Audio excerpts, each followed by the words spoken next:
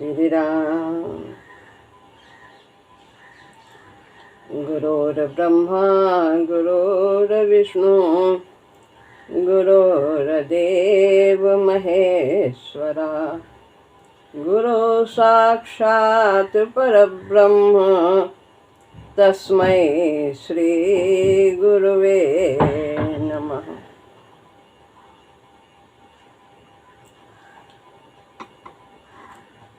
श्रीमद् भगवद गीता अध्याय 3 श्लोक है 38वां। इस श्लोक में भी भगवान काम और क्रोध के प्रभाव का वर्णन कर रहे हैं। ये किस प्रकार ज्ञान को ढकता है।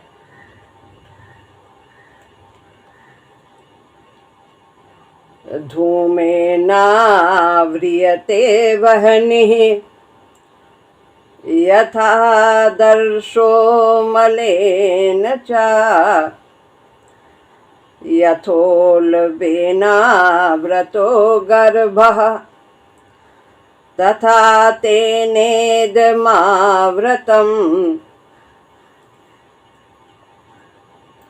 अर्थ है,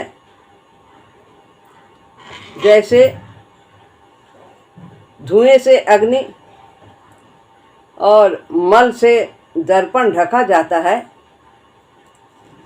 तथा जैसे झिल्ली से गर्भ ढका रहता है, वैसे ही उस काम के द्वारा यह ज्ञान ढका हुआ है।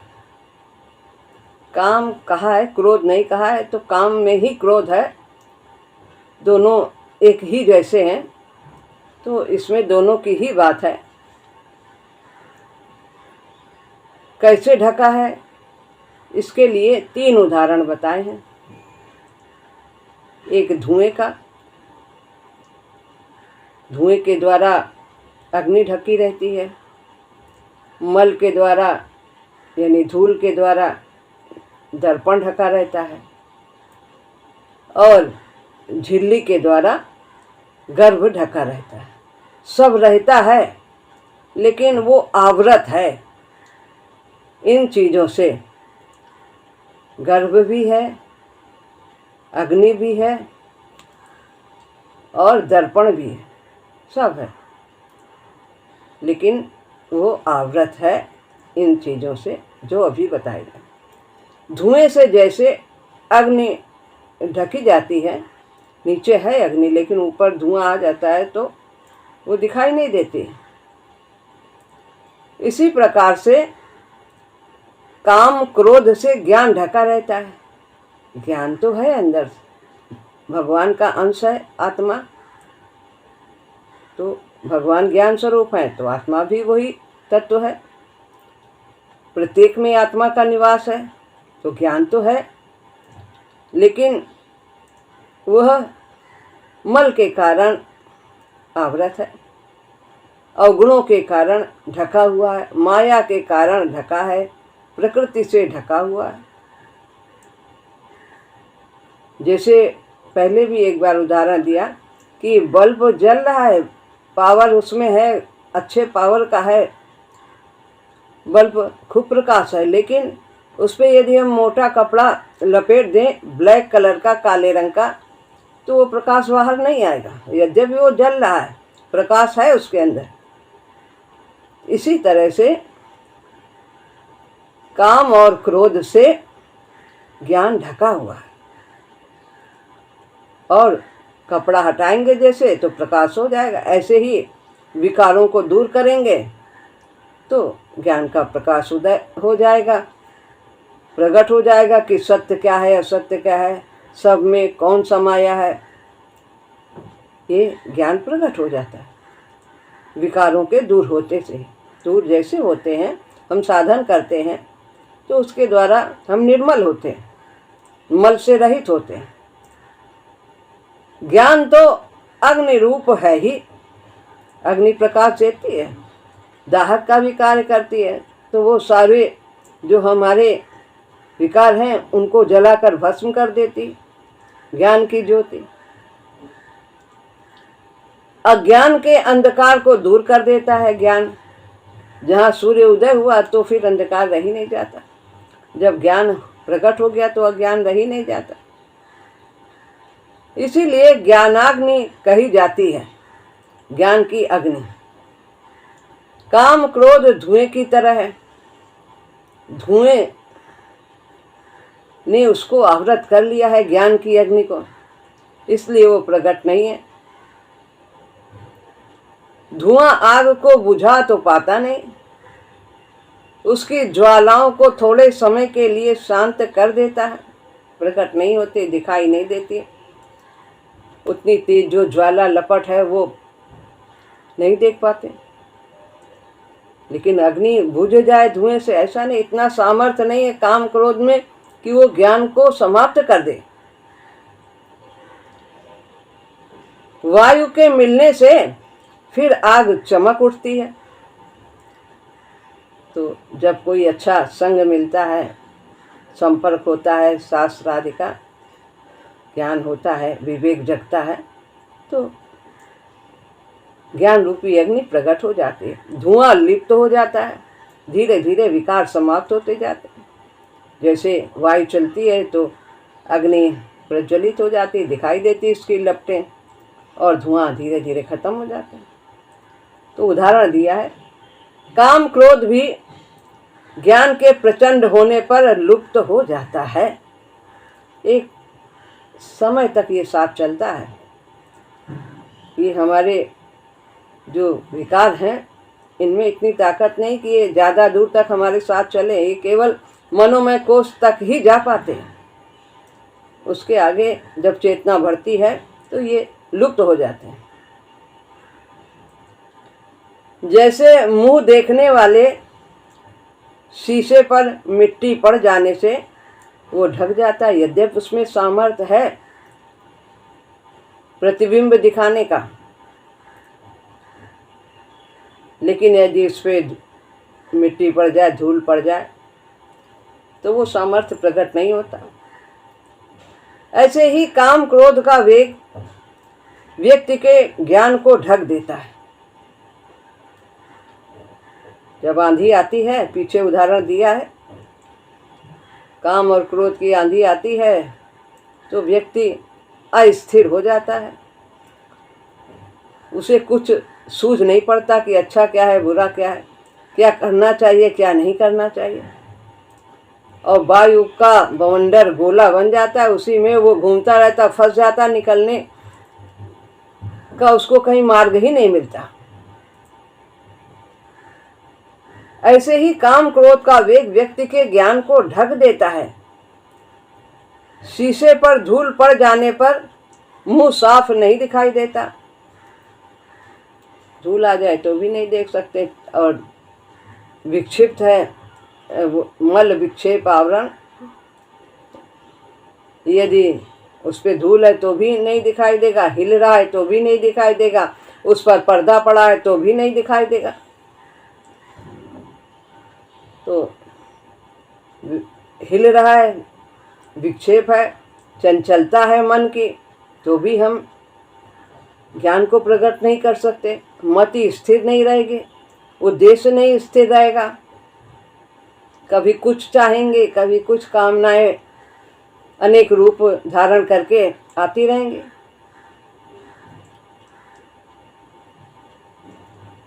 इसी प्रकार से इस वेग के जगने से व्यक्ति को अपना भान नहीं रहता है।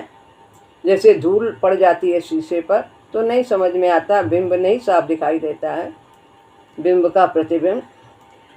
ऐसे ही जब इसकी काम क्रोध का वेग प्रबल हो जाता है तो व्यक्ति को पता ही नहीं लगता कि मैं कौन हूँ, अपना भान ही नहीं रहता कि मैं शरीर नहीं हूँ, मैं आत्मा हूँ, भगवान का अंश हूँ, मैं ज्ञान स्वरूप हूँ, आनंद स्वरूप हूँ, शांत स्वरूप हूँ। ये सब स्वरूप का बोध उसे नहीं रहता। तो मैं क्या हूँ, कौन हूँ, मेरे लिए क्या उचित है, क्या अनुचित है, यह कुछ उसे पता नहीं चलता। काम क्रोध के वेग के होने पर हमारा अंतःकरण रूपी शीशा काम क्रोध की धूल से ढक जाता है। फिर हम अंधे हो जाते हैं, आत्मविस्मृति हो जाती है कि मैं कौन हूँ। अपने स्वरूप का बोध नहीं रहता है, अपने को देह ही मान लेता है कि उसने ऐसा किया, उसने हमारे काम में ऐसा बाधा डाला, हम ये चाह रहे थे संसार की वस्तु, उसकी वजह से ये बाधा आ गई। और जो वास्तविक चाह है, जो आत्मा की चाह है, उसका बोध नहीं रहता कि आत्मा क्या चाहती, हम क्या चाहते हैं। इन्हीं की पूर्ति में मन बुद्धि इंद्रियों को ही तृप्त करने में लगा रहता है। तो पहला उदाहरण दिया धुएं का, धुएं से अग्नि ढक जाती है जैसे। दूसरा है शीशे का, उस पर जब मल आ जाता है, धूल आ जाती है, मिट्टी आ जाती है, तो भी हम उसमें नहीं देख सकते कुछ। अब तीसरा उदाहरण दे रहे हैं, जैसे झिल्ली से गर्भ ढका रहता है, गर्भ रहता है, सूर्य रहता है, लेकिन जब बादल आते हैं तो वो छिप जाता है, सूर्य कहीं नहीं जाता। तो यहाँ पर गर्भ की बात कर रहे हैं कि गर्भ झिल्ली से ढका रहता है और समय आने पर वो गर्भ बाहर आ जाता है। जब तक उसकी आवश्यकता है तब तक वो रहता है। यदि झिल्ली न रहे तो बच्चा नहीं रह सकता, वो उससे सुरक्षित रहता है। और जब वो इतना सामर्थ्यवान हो जाता है कि वो बाहर आ सकता है, झिल्ली की आवश्यकता नहीं है, तो जब उसे बाहर आने की आवश्यकता होती है, झिल्ली फाड़ के वो बाहर आ जाता है। ऐसे ही ये विकार हैं, इनकी भी एक सीमा तक आवश्यकता है बुराई से अच्छाई की ओर बढ़ने के लिए। हम बुरा करके ही बहुत कुछ अच्छाई की ओर बढ़ते हैं, उसके परिणाम को देख करके। बताने पे बात नहीं समझ में आती है, जब विवेक ठीक भली प्रकार से जागृत नहीं होता है तो फिर हम उन्हें भोग भोग करके सीखते हैं। तो इसलिए इनकी भी आवश्यकता है। भगवान ने बनाया है जड़ चेतन गुण दोष में विश्व की न करता।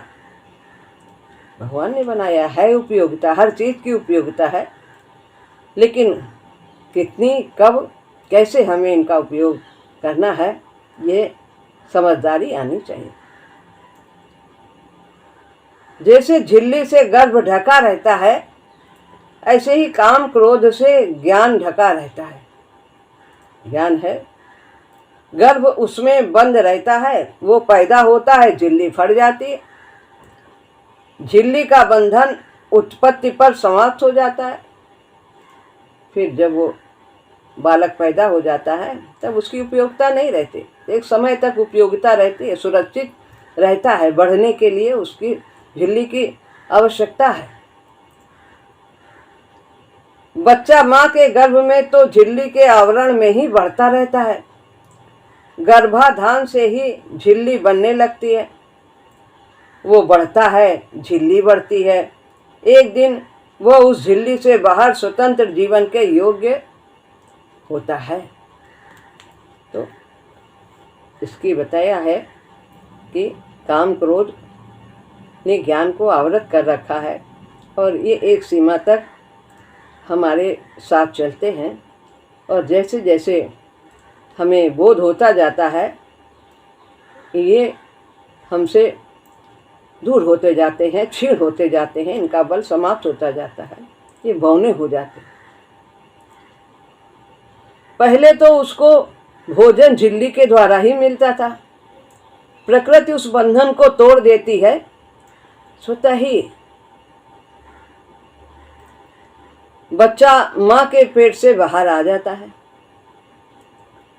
प्रकृति भी अपना कार्य करती है, ये सब प्रकृति है, हमारा स्वभाव भी प्रकृति है। जैसे जैसे हम तमोगुण से फिर रजोगुण में आगे बढ़ते हैं और फिर उससे भी पार होकर के सतोगुण में आते हैं, एक समय आता है हम गुणातीत हो जाते हैं। सब कुछ गुणों को बरतते हुए भी हम उनके बंधन से परे रहते हैं, क्योंकि हम उन गुणों को अपना नहीं मानते। ये सब प्रकृति के कार्य हैं और इनकी समय समय पर उपयोगिता है, हमें इनका सदुपयोग करना चाहिए। सद्गुण अच्छे कार्य भी करने चाहिए और शरीर के जीवन बिताने के लिए हमें घर मकान सभी कुछ चाहिए, वस्त्र आदि चाहिए, ये हमारी आवश्यकता है। तो इनका हम एक सीमा तक जितना उपयोग जिस प्रकार से करना चाहिए उस प्रकार से हमें करना। जैसे बच्चा माँ के पेट में झिल्ली से घिरा रहता है, ऐसे ही व्यक्ति का ज्ञान काम क्रोध से ढका रहता है। उस काम क्रोध के आवरण में ही ज्ञान पुष्ट होता रहता है। जैसे झिल्ली में बच्चा पुष्ट होता है, ऐसे ही काम क्रोध के आवरण में ज्ञान पुष्ट होता है। हमने क्रोध किया, हमने कामना की, उसका परिणाम देखा, फिर हमने उससे बहुत कुछ सीख लिया। वास्तव में सत्य क्या है,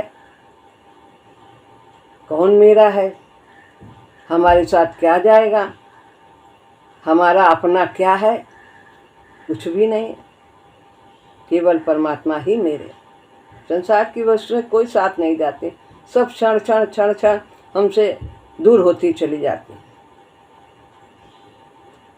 तो ये ज्ञान पुष्ट होता है।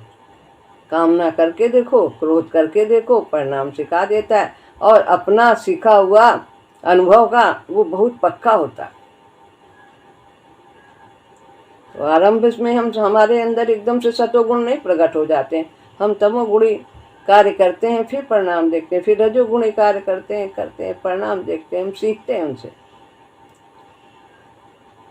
किसी दिन वह ज्ञान इतना बलवान हो जाता है कि झिल्ली को फाड़कर प्रकट हो जाता है। जैसे बच्चा प्रकट हो जाता है, जब बलवान हो जाता है, सामर्थ्यवान हो जाता है कि वो बाहर आ सकता है, तो उसकी झिल्ली को फाड़ करके बाहर आ जाता है। ऐसे ही काम क्रोध को फाड़ करके, समाप्त करके, छीण करके उसकी उपयोगिता जब नहीं रह जाती तो ज्ञान प्रकट हो जाता है। ये तीनों उदाहरण काम क्रोध तथा ज्ञान के संबंध को स्पष्ट करते हैं।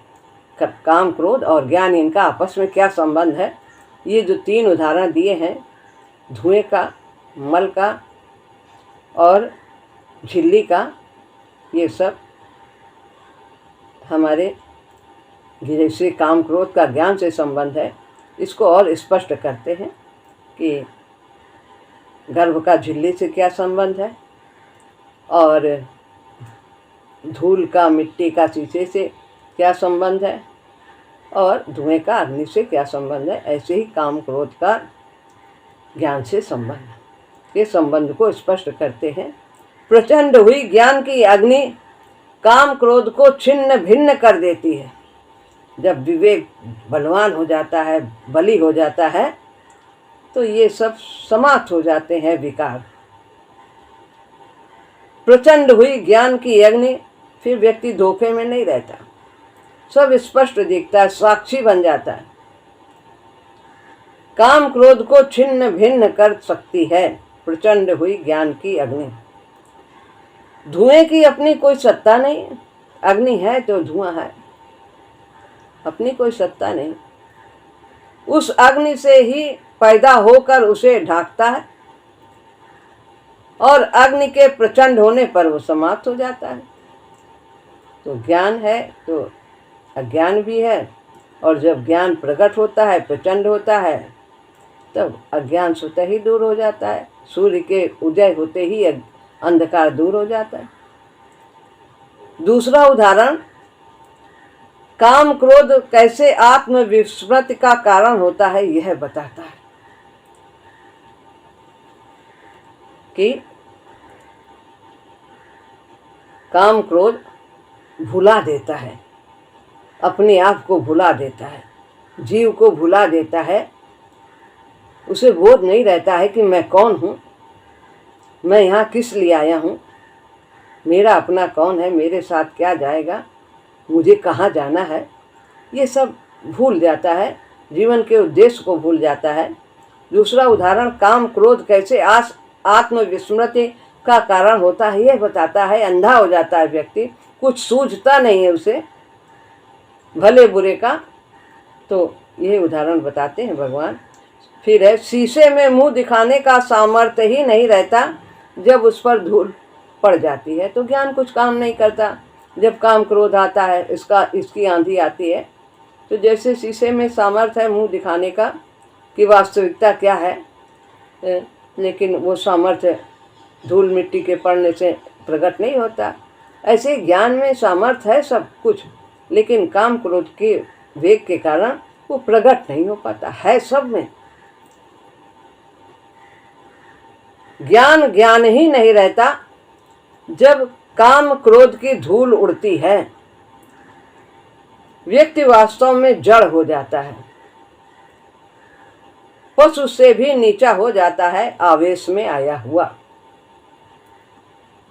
तो इस प्रकार पशु में तो कोई ऐसी चेतना नहीं होती ज्ञान की, तो मनुष्य कभी कभी उस पशु से भी नीचा गिरा हुआ हो जाता है और एक छोटे से कार्य के लिए अपने कितने दूसरों का नुकसान कर देता है, उसे ये ज्ञान नहीं होता है। तो इस प्रकार काम क्रोध की आंधी व्यक्ति के ज्ञान को ढक लेती है, उसको प्रकट नहीं होने देती है। तीसरा उदाहरण बताता है कि काम क्रोध से आवृत होने पर भी विकास क्रम में ज्ञान की वृद्धि होती चली जाती है। 3 उदाहरण बताए हैं। पहला है कि काम क्रोध जो है वो हमारे ज्ञान के संबंध को स्पष्ट करते हैं कि इनका आपस में संबंध है, और जब विवेक प्रचंड हो जाता है तो ये इसको काम क्रोध को छिन्न भिन्न कर देता है। और दूसरा बताया कि शीशे में यद्यपि सामर्थ्य है मुंह देखने का, लेकिन जब उस पर धूल पड़ जाती है तो फिर वो सामर्थ्य प्रकट नहीं होता है, ऐसे ज्ञान प्रकट नहीं होता है। काम क्रोध के वेग के कारण व्यक्ति अंधा हो जाता है, उसे कुछ सूझ नहीं पड़ता और वो पशु से भी गया बीता हो जाता है। तीसरा उदाहरण बताया कि काम क्रोध से आवृत होने पर भी विकास क्रम में ज्ञान की वृद्धि होती चली जाती है, रहता है ज्ञान और उसका विकास भी होता है, और काम क्रोध भी रहते हैं, विकार भी रहते हैं, सभी में रहते हैं, तभी तो व्यक्ति विकसित होता है। एकदम से तो काम क्रोध शांत नहीं होते हैं विकार हमारे, लेकिन अगर ये जब पूरे शांत हो जाए तब ज्ञान प्रकट हो, ऐसा नहीं। ये विकारों के रहते हुए ही हमारे अंदर ज्ञान विकसित होता रहता है। हम धीरे धीरे समझ हमारे अंदर आती चली जाती है कि वास्तव में ये इसका परिणाम क्या हुआ, इससे हमने क्या सीखा, इससे हमने क्या सीखा। तो ये सब रहते रहते ही, काम क्रोध के रहते रहते हुए हम ज्ञान की ओर बढ़ते चले जाते हैं। ज्ञान भी हमारा पुष्ट होता है, विवेक बली होता है, तभी तो तमोगुण से रजोगुण और रजोगुण से सतोगुण में व्यक्ति पहुंचता है, उसी में नहीं रहता है। वही जो पहले ज्ञान को पुष्ट करता था, पीछे बंधन का कारण होता है। काम क्रोध विकास क्रम की प्राथमिक अवस्था में चेतना के विकास में सहायक होते हैं।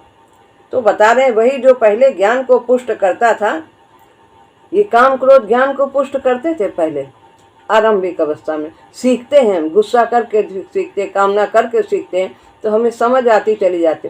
लेकिन जब ज्ञान विकसित हो जाता है तब फिर ये ठीक नहीं लगते, बंधन का कारण लगते, अच्छे नहीं लगते, इनसे व्यक्ति दूर हटना चाहता है, तो फिर यही बंधन के कारण लगते। पहले इनसे पुष्ट होता है ज्ञान हमारा। काम क्रोध विकास की प्राथमिक अवस्था में चेतना के विकास में सहायक होता है, तभी तो भगवान ने बनाया है सब इन सब चीज़ों को। उसे तमोगुण से रजोगुण में ले जाते हैं, सीखते हैं हम इनसे। वही फिर रजोगुण से सतोगुण में व्यक्ति पहुंचता है, जब वही फिर सतोगुण में जाने में बाधक होते हैं।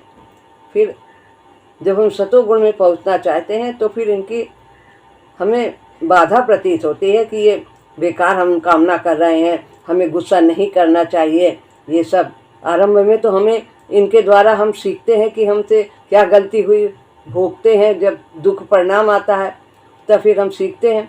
लेकिन जब सतोगुण में पहुँचने लगते हैं तो फिर इनसे हम दूर हटने की चेष्टा करते हैं। ये हमारे लिए बाधक है, इनको हमें अपने जीवन में नहीं लाना चाहिए।